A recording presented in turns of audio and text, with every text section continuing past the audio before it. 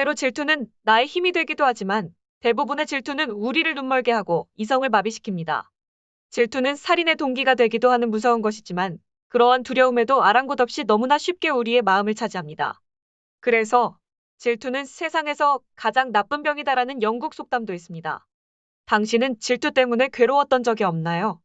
친구가 유튜브 수익 채널로 돈을 버는 것을 보고는 그 채널이 망하길 바라는, 더 심하게는 폐쇄시키고 싶을 만큼 질투에 몸서리친 적은 없습니까? 내가 산 아파트가 폭등하는 바람에 미칠 것 같은 심정을 감추지 못하는 친구의 질투에 질린 적은 없습니까? 겉으로는 생글생글 웃지만 자신의 삶에 끼어들어 처음부터 끝까지 질투하는 단짝 친구를 둔 것은 아닙니까? 누구나 한 번쯤은 질투의 근원 또는 질투의 대상이 되어본 적이 있을 겁니다. 세상에서 가장 나쁜 병에 걸릴 수밖에 없다면 이 병을 정확히 알아야만 합니다. 그래야 대책을 세울 테니까요. 오이디푸스 신화가 아버지와의 경쟁, 거세 불안, 그리고 동일시를 통한 성숙의 과정을 상징한다는 것은 널리 알려진 사실입니다. 이렇듯 신화에는 우리 인간 군상의 숨은 무의식이 잘 반영되어 있습니다. 그래서 정신과 의사와 심리학자들은 신화를 분석하려고 애쓰고 있습니다. 여자의 질투에 관한 신화도 많습니다. 그중 아프로디테와 푸시케 신화에서는 질투에 관한 여자의 무의식을 엿볼 수 있습니다. 아프로디테는 미의 여신입니다. 시녀가 항상 거울을 들고 여신을 뒤따랐고 여신은 걸음을 옮길 때마다 거울에 비친 자신의 아름다운 모습을 만끽하였지요. 푸시케가 태어나기 전까지는 말입니다. 새벽 이슬에서 태어났다는 푸시케는 그리스 어느 왕국의 셋째 공주였습니다. 너무나 아름다워서 사람들이 푸시케는 인간으로 환생한 아프로디테라고 칭송할 정도였습니다. 하지만 푸시케에게는 청혼을 하는 남자가 없었습니다. 그저 그녀를 숭배할 뿐이었지요. 걱정이 된 왕과 왕비는 셋째 딸 푸시케를 위해 아프로디테의 신전을 찾아갔습니다.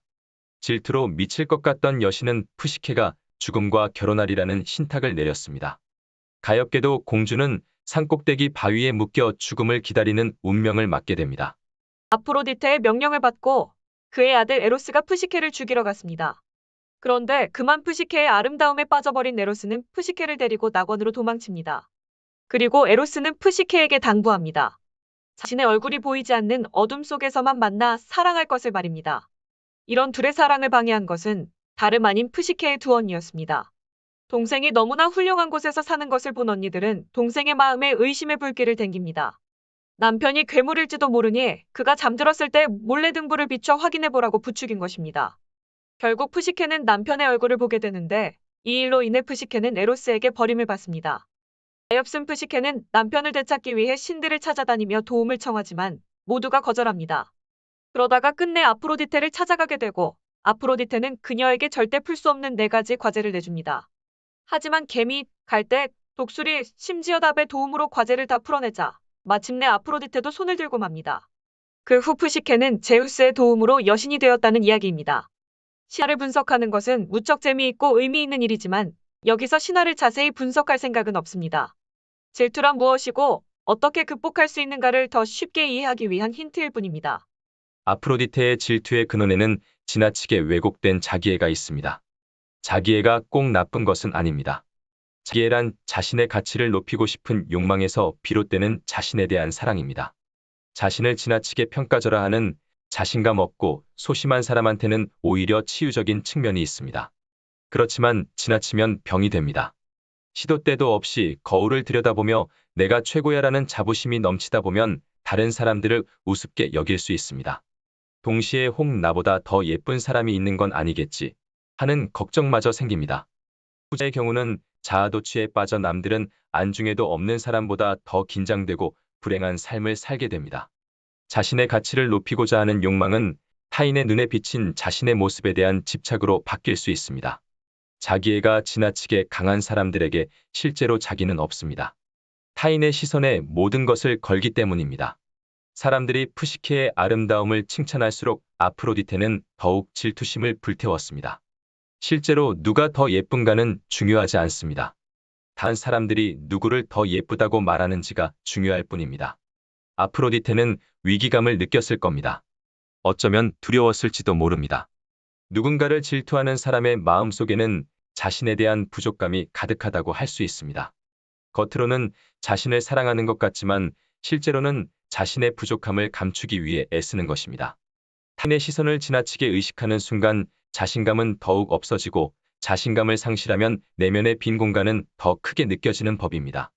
장신과 의사가 상담을 할 때 꼭 알아야 하는 것 중에 하나가 가족에 관한 정보입니다. 가족 구성원과의 관계가 한 사람의 운명을 결정짓기도 하기 때문입니다. 가족 역동이라고 부르는 이것은 개인 역동만큼이나 그 사람의 인생을 지배합니다. 부모와의 관계도 중요하지만 형제나 자매 간의 관계 또한 중요합니다. 왜냐하면 피할 수 없는 경쟁과 협력의 관계이기 때문입니다. 동기 간의 경쟁은 종종 질투의 변형으로 나타납니다. 대개는 부모의 애정을 두고 벌이는 경쟁이 주된 원동력이 됩니다. 특히 여자 형제에게 느끼는 질투는 상상 이상으로 인생을 지배합니다. 남자 형제 간의 경쟁은 치고받고 싸우는 물리적인 차원의 경쟁에서부터 결혼 후에 서로 연락을 끊고 사는 관계의 단절까지 다양하게 나타나지만 대개는 서열에 따라 형의 권위와 아우의 복종이 평생 유지됩니다. 하지만 자매 간에는 누가 서열의 위쪽에 있느냐보다 누가 부모의 사랑을 더 많이 받느냐가 중요합니다. 여자는 관계와 애정의 욕구를 더 중시하는 경향이 있기 때문입니다. 회식해 언니들의 질투는 제부를 죽음으로 몰고 갈 뻔했습니다. 신화의 표현을 빌리자면 에로스가 잠들었을 때 잔인하고 흉측한 구렁이의 머리를 자르라고 했답니다. 무슨 뜻인지 상상해보세요. 언니들이 가장 질투했던 것은 에로스의 남성성이었습니다. 좀 더 들여다보면 에로스의 남성성을 사로잡고 있는 프시케의 여성성을 질투했던 것입니다. 나도 멋진 남자를 갖고 싶은데 그런 남자를 사로잡을 무기가 내게는 없고 그런 아름다움과 여성스러움을 지닌 프시케를 직접 죽이자니 양심에 꺼려집니다. 그래서 차라리 제부의 남성성을 잘라버리기로 한 것입니다. 그러면 밉기만 한 동생도 불행해질 테니까 말입니다. 사랑에 대한 질투에는 의심과 배반이 함께 따라다닙니다. 질투망상이라는 정신질환은 그동안 비교적 나이가 지긋한 중년의 남자에게서나 볼 수 있었습니다. 흔히 의처증이라고 말하지요. 그런데 요즘은 그 연령이 점점 낮아지고 여성도 늘어나고 있습니다. 신뢰가 깨어지고 인간애와 인간 존중이 무너지고 있는 요즘의 세태가 우리를 의심 많은 사람으로 만들기 때문입니다. 과거보다 개방적인 성관념과 지나치게 선정적인 인터넷을 비롯한 매스미디어도 한몫합니다. 피상적이고 자극적인 사랑으로 인한 가치의 혼란이 가중되고 거꾸로 사람 사이의 애정 어린 진정한 관계는 점차 줄어들기 때문입니다. 혼란 속에 고독이 병적인 사람을 양산합니다. 망상이라는 병은 사회문화적 그리고 교육적 배경이 유사한 사람이 아무리 설득해도 안 되는 잘못된 믿음이라고 정의됩니다. 남편이 아무리 바람을 피우지 않았다고 주장해도 소용이 없습니다. 각서나 혈서로도 설득할 수 없습니다. 이미 그녀에게는 요지부동의 시나리오가 있습니다. 타인에게는 유치한 드라마일지 몰라도 당사자에게는 엄청난 비극이고 엄연한 현실입니다. 질투망상에 걸린 사람은 신경 전달 물질 체계에 이상이 있습니다. 복잡하기로는 슈퍼컴퓨터도 따라잡을 수 없는 인간의 뇌에는 뇌세포 간의 연락을 담당하는 신경 전달 물질이 있습니다. 그 중에 도파민이라는 물질은 쾌락, 환각, 사랑과 의심의 매개체 역할을 합니다. 질투망상 환자들은 이 도파민 시스템의 과부하가 걸려 있습니다. 도파민 억제 약물이 치료에 효과적인 이유가 여기에 있습니다. 질투를 멈추는 법.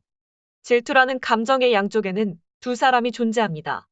질투를 받는 쪽과 질투를 하는 쪽입니다. 둘 다 괴롭습니다. 질투를 받는 사람은 수동적일 수밖에 없습니다. 자칫 능동적으로 대처하다가는 오히려 더 큰 질투를 불러일으킬 수 있습니다. 걷잡을 수 없는 지경에 이르기도 합니다. 왜냐하면 질투에는 이성적인 냉정함이 없기 때문입니다. 질투를 받는 사람은 차라리 가만히 있는 게 낫습니다. 이것이 해결책입니다. 대응하지 마십시오. 물론 힘들고 마음고생이 심할 것입니다. 마치 푸시케가 죽을 운명에 맞닥뜨린 것처럼 말입니다. 그렇지만 반드시 응원군이 나타납니다. 푸시케의 조력자 같은 사람들이 당신의 짐을 덜어줄 것입니다. 또한 상대방의 마음을 이해한다면 조금 여유가 생길 것입니다. 누군가를 질투하는 것은 자신이 갖지 못한 것에 대한 집착이기도 하지만 무엇보다 스스로 약하고 불안정하기 때문입니다. 그 사람의 입장에선 질투는 강한 자의 폭력이 아니라 약한 자의 정당방위랍니다. 질투를 받는 사람보다 질투를 하는 사람이 더 힘듭니다. 상대를 아프게 하기 위해서라면 뭐든지 합니다. 질투의 대상이 되는 잘난 사람은 모르겠지만 질투를 느끼는 사람에게는 비참한 치졸함이 있습니다. 이성이 마비되고 감정의 소용돌이에 빠져 지옥과 같은 격정의 시간을 경험해본 사람은 압니다. 활활 타오르는 불길과 같은 질투심을 어쩌지 못하는 고통을 말입니다. 자신의 마음속을 들여다보십시오. 이는 그대로를 직시하는 것이 제일 중요합니다. 질투, 자기애, 타인의 시선 등 있는 그대로의 내면을 보십시오. 두려워하지 마십시오. 누구에게나 그런 마음이 있답니다. 질투를 합리화하려 들면 더 괴로울 뿐입니다. 흔히 받아들이기 어려운 뭔가를 직시하는 데는 공포가 따릅니다.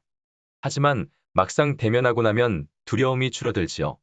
혹시 나의 질투가 너무나 유치하고 터무니없어 그런 나 자신이 싫어질까봐 두려울지도 모릅니다. 그러나 어차피 질투는 인간의 본성이므로 유치한 게 정상입니다. 진짜로 자신을 사랑하는지 아니면 타인의 시선을 더 사랑하는지도 들여다보길 바랍니다. 진정으로 자신을 사랑할 때 남의 눈을 의식하지 않게 되고 비로소 진심이 생깁니다. 진심은 질투를 먹게 합니다. 다른 사람의 미모가, 능력이, 대인관계가 질투가 날 만큼 부럽다면 스스로에게 물어보십시오. 그게 정말 내가 꼭 원하는 것인가? 대부분은 정말로 필요한 것이 아닙니다.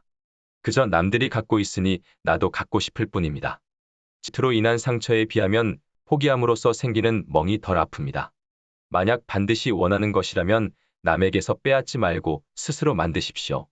다른 사람을 깎아내린다고 당신이 위에 설 수는 없다는 단순한 진리에 승복하십시오. 모든 치유의 과정은 스스로를 인정하고 사랑하는 자기애로부터 시작됩니다. 왜곡된 자기애를 치유할 방법은 진정한 자기애밖에 없습니다.